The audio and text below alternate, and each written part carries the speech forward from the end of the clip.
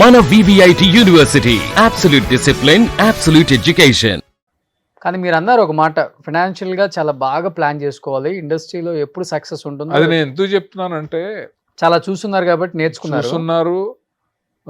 ఇప్పుడు మోహన్ బాబు, అది ఎవరో మురళీమోహన్ గారు కానీ, శోభన్ బాబు గారు కానీ, చంద్రమోహన్ గారు కానీ చెప్తూ ఉంటారు కదా, ఉన్నప్పుడు జాగ్రత్త పడాలని హీరోయిన్లకు కానీ, తోటి ఆర్టిస్టులకు కానీ, ఎవరికైనా. మనిషిని నమ్మటం అనే దానికంటే కూడా వాళ్ళు చెప్పింది, భూమిని నమ్మితే మనిషి బాగుంటాడు అనేది, అది ఫాలో అయితే ఎవరికైనా బాగుంటుంది. అర్థమైంది. అంటే రియల్ ఎస్టేట్లో చాలామంది చాలా బాగున్నారంటే రీజను భూమిని నమ్ముకోవటం కదా. ఓకే, అలా మీరు కూడా బాగా కొన్నారంట కదా, ఎక్కడికి వెళ్ళినా కానీ ఈ లైన్లో కాశీ గారిది ఒకటి ఉంది అంటారు. ఏ అపార్ట్మెంట్కి వెళ్ళి నేను ఇంటర్వ్యూలకి మీ ఆపోజిట్ది విశ్వనాథ్ గారిదే. అదేంటి పెద్ద విశ్వనాథ్ గారు బాగానే సంపాదించారు అనుకోండి. ఆయన కాదండి, ఇంకొక ఆయన ఉన్నారు కదా, actor cum director Kashi Viswanath గారు. మరి అంత కాదు కానీ ఏదో చేసామో చేసినట్లు బాగానే ఉంది. ఒక 40-50 ఇల్లులు ఉన్నాయంట హైదరాబాద్. Madhapur, hitech city, Gachibowli, Manikonda. అంత ఎగ్జాగరేషన్. సంతృప్తికరంగా ఉంది, హ్యాపీగా. అంటే నేను చెప్పాను కదా, మనం దేనికి లిమిట్ ఉండదు కదా. బేసిక్గా ఇండస్ట్రీకి రాకముందే నేను రీజనబుల్లీ వెల్ ఆఫ్ రోషన్, నాకు అసలు ప్రాబ్లం లేదు. ఓకే, ఎందుకంటే నాకు బేసిక్గా బ్యాడ్ హ్యాబిట్స్ లేవు. నాకు ఉన్న ఒకే ఒక హ్యాబిట్ అంటారు, ఏమంటారు, ఏంటంటే సాయం చేయటం అంటే ఇష్టం. చారిటీస్, ఓకే, ఎవరన్నా, అది ఫ్రెండ్స్ కావచ్చు, ఎవరన్నా అడిగిన వాళ్ళకి ఎంతో కొంత. అది మా డైరెక్టర్స్ అసోసియేషన్లో ఉన్నప్పుడు కూడా నన్ను బంపర్ మెజార్టీతో గెలిపించడానికి రీజన్ కూడా అదొకటి. ఓకే, ఎందుకంటే మాట సాయం, మనీ సాయం, నాతోటి డైరెక్ట్ చేసిన వాళ్ళకి సినిమాలకి వాళ్ళకి ఫ్లెక్సిబుల్గా ఉండటం, హెల్పింగ్ నేచర్ అనేది ఫస్ట్ నుంచి కూడా నాకు ఇష్టం. ఓకే, అలాగే డబ్బు విపరీతంగా సంపాదించాలి అనేది ఉండదు. తర్వాత పోలిక అసలు ఉండదు వేరే వాళ్ళతో. అస్సలు ఆడు ఆ పొజిషన్కి వెళ్ళాడు, నేను ఇక్కడే ఉన్నాను, అలా వెళ్ళాలి ఇలా వెళ్ళాలని అసలు మైండ్లో రాదు. ఇప్పుడు మీది రేంజ్ రోవర్ వాడే రేంజ్ ఇప్పుడు ఏం వాడుతున్నారు మరి? కార్లు. అదే నేను నార్మల్ గా అయితే ఆ రేంజ్ మీకు ఉంది, మాకు తెలుసు. అది కొనాలని ఎప్పుడు అనుకోరు, అంతేనా? అంటే వాటి మీద నాకు అంత నమ్మకం ఉండదు, అంత ఆసక్తి ఉండదు. కార్ల మీద నాకు ఎలా ఉంటుంది అంటే, ఏదైనా ఒకటి వాడుతూ ఉంటే చాలా మంది అది అమ్మేసి వెంటనే మళ్ళీ కొత్తది మార్చేసి ఇంకొత్తది వస్తే ఇంకోటి మార్చేస్తారు అంటారు కదా, నాకు అలా ఉండదు. స్టేటస్ చూపించుకోవాలి కదా మరి. అది ఉంటుంది. మన హైదరాబాద్ లో ఎక్కువ వచ్చింది అది. ఇప్పుడు అది ఉంటుంది. నేను అది మనకు చాలా సర్వీస్ చేసింది కదా, ఆ కార్ని ఎలా అమ్మేస్తాం, ఆ కార్ని ఎలా చేసేస్తాం అని నన్ను అందరూ తిట్టి, అవసరం అయితే ఇంకా ఏమ్మా అదే తిరుగుతున్నాం ఏంటని తిట్టే రేంజ్ వచ్చినా కూడా నేను పట్టించుకోకుండా ఉన్న కార్లు ఉన్నాయి. నా ఫస్ట్ స్కూటర్ కూడా నేను అమ్మలేదు. ఇప్పుడు కూడా ఉందా? ఊర్లో ఉండేది, అది ఎవరో వాడతానంటే వాడుకోమన్నా. అంటే బేసిక్ గా సెంటిమెంట్ అనేది ఉంటది కదా. ఇంకా ఇప్పుడు ఫస్ట్ ఏ కారు కొన్నారు? ఫస్ట్ శాంత్రో అనుకుంటా. ఫస్ట్ శాంట్రో, ఇంకా తర్వాత ఏదో వెర్నా, ఇంకా అవన్నీ ఎందుకు కానీ. సో ఈ నాకు బేసిక్ గా లగ్జరీ వెహికల్స్ జోలికి వెళ్ళాల. లగ్జరీ అనే దాని మీద పెద్ద అంత ఆసక్తి ఉండదు. ఎందుకు ఉండదు అంటే, ఇప్పుడు రీజనబుల్ మిడిల్ క్లాస్ ఫ్యామిలీ నుంచి వచ్చి తర్వాత మొత్తం అన్ని చూసేయిన తర్వాత ఏముంటది, ఓ వెళ్ళిపోవాలి, అది చేసేయాలి ఇది చేసేయాలి అనేది కూడా ఉండదు. ఓకే, హ్యాపీగా ఉండాలి, సంతృప్తిగా ఉండాలి, వీలున్నంతలో సాయం చేయాలి, ప్లెజెంట్గా ఉండాలి. పలానా కాశీ ఎప్పుడు చూసినా ఒకలాగే ఉంటాడు అనేలా ఉండాలి.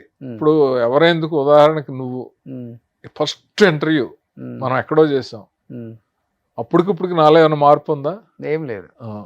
అది కోరుకుంటాను నేను. ఎందుకంటే మనం మనంగా ఉండాలి. ఓకే, మనలో మార్పు అనేది రాకూడదు.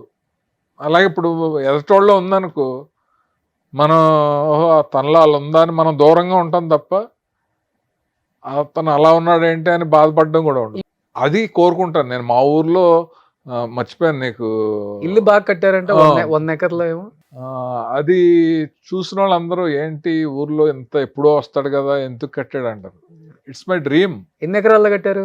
ఎకరాలు కాదు, మామూలు 1200 గజం ఊర్లోనే. పెద్దగా కట్టారా? పెద్దగా ఆ. బాగానే బాగానే నాకు కంఫర్టబుల్ గా చూస్తే చాలా బాగుంది, ప్లెజెంట్ గా ఉంది అనేలా ఉంటది. ఆ, బాగా మంచి బడ్జెట్ లోనే కట్టాను. బడ్జెట్ చెప్పను కానీ నేను ఆ, అంటే మాకు పాతిల్లు ఉంది, మా నాన్నవాళ్ళు కట్టిన ఇల్లు బ్రహ్మాండంగా ఉంటది, కేరళ హౌస్ లా ఉంటది. ఉమ్, మా ఊర్లో నాకంటూ ఒక డ్రీమ్ ఉంది.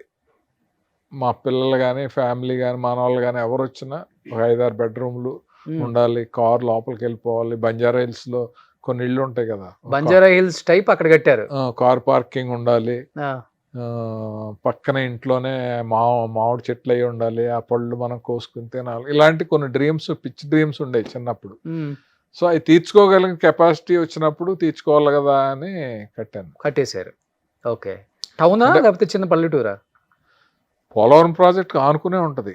ఇప్పుడు మామూలు మా ఊర్లో నిజంగా నువ్వు హోమ్ టూర్ చేస్తే అసలు ఎన్ని మంచి విషయాలు ఉన్నాయి. ఓ Polavaram project, Mahandeshwara temple, 1000 acres lake, elephant hills. ఆ, ఇప్పుడు టూరిజం పెద్ద హబ్ అయిపోతుంది అక్కడ. ఆ, పేరెంట్ పెళ్ళి అంటారు కదా, బోట్లు అన్ని మా ఊరి దగ్గరే. ఆ, భవిష్యత్తులో చాలా సూపర్ గా ఉంటది. ఓకే. అది నేను వెళ్ళొస్తుంటారు అప్పుడప్పుడు ఫ్యామిలీ అందరూ? ఇప్పుడు 27th వెళ్తున్నాం మేము. ఓకే. వెళ్ళి వారం రోజులు 10 రోజులు అలా ఉంటాం. సో ఇప్పుడు అక్కడే వంట అమ్మాయి ఉంటది. ఇప్పుడు కాలక్షేపం ఎంజాయ్ చేస్తున్నారు, చుట్టాలు, రిలేటివ్స్, అన్ని ఇంకా నేను చెప్పాను కదా అన్ని మూమెంట్స్. రేపు షూటింగ్ ఉంది 4 రోజులు అయిపోద్ది, అయింది మన్నాడే బయలుదేరి వెళ్తున్నాము. అక్కడ మా మామగారు ఊర్లో కొండేపూడి అని ఉంది, జాతర చాలా బాగా చేస్తారు, 12 ఏళ్ళకి ఒకసారి వస్తుంది. ఓకే. వాళ్ళందరూ ఇన్వైట్ చేశారు, అక్కడ సరదాగా గడుపుతాం, అందరం కలిసి వెళ్తాం. మళ్ళీ 3వ తారీఖు షూటింగ్ ఉంది, 1వ తారీఖున బయలుదేరి వచ్చేస్తాం. లవ్ మ్యారేజ్ మీది? లేదు అరేంజ్డా? సో సినిమా వ్యక్తి అని తెలిసినా పెళ్లి చేసుకున్నారా లేకపోతే? అదే మా మామగారు సినిమా వాళ్ళకి పిల్లలు ఇవ్వరు కదా అప్పుడు అసలు. అప్పుడు ఎవరు కానీ నా గురించి మంచి రికార్డు ఉండేది. నీకు తెలియదు కానీ నాకు ఇండస్ట్రీలోనే 12 సంబంధాలు వచ్చినాయి. పెద్ద పెద్ద హీరోయిన్సా? హీరోయిన్స్ కాదు, ఎవరో ఒక డైరెక్టర్ మరదలని, లేకపోతే ఒక కెమెరామెన్ వాళ్ళ సిస్టర్ అని. అంటే కుర్రాడు బాగానే ఉన్నాడు, బ్యాడ్ హ్యాబిట్స్ లేవు, చేద్దాం అనే టైప్లో ఉంటారు కదా. బట్ నేను మా అమ్మ నాన్న వాళ్ళు చూసిన మ్యాచ్నే చేసుకుందాం, మన ఏరియా అమ్మాయిని చేసుకుందాం అని అక్కడ అమ్మాయిని చేసుకుందాం. 12 సంబంధాలకు వెళ్ళారా చూడటానికి? ఓన్లీ ప్రపోజల్స్ వచ్చినాయా? అడుగుతూ ఉండేవారు ఇండస్ట్రీ వాళ్ళు. అంటే లేదు మా వాళ్ళు ఏదో చూస్తున్నారని చెప్పి స్మూత్గా. నాకు అప్పుడు ఇండస్ట్రీలో చేసుకుందాం అనే ఉద్దేశం ఉండేది కదా. Okay. Okay. But me wife accept చేశారండి ఇండస్ట్రీ అనగానే? చాలా క్వశ్చన్స్ ఉంటాయి కదా పాపం వాళ్ళకి. యాక్సెప్ట్ అంటే వాళ్ళ ఇంటి ఆపోజిట్లో ఉండే అతను మా ఊరు అల్లుడు, అతను నా గురించి చాలా బాగా చెప్పాడు.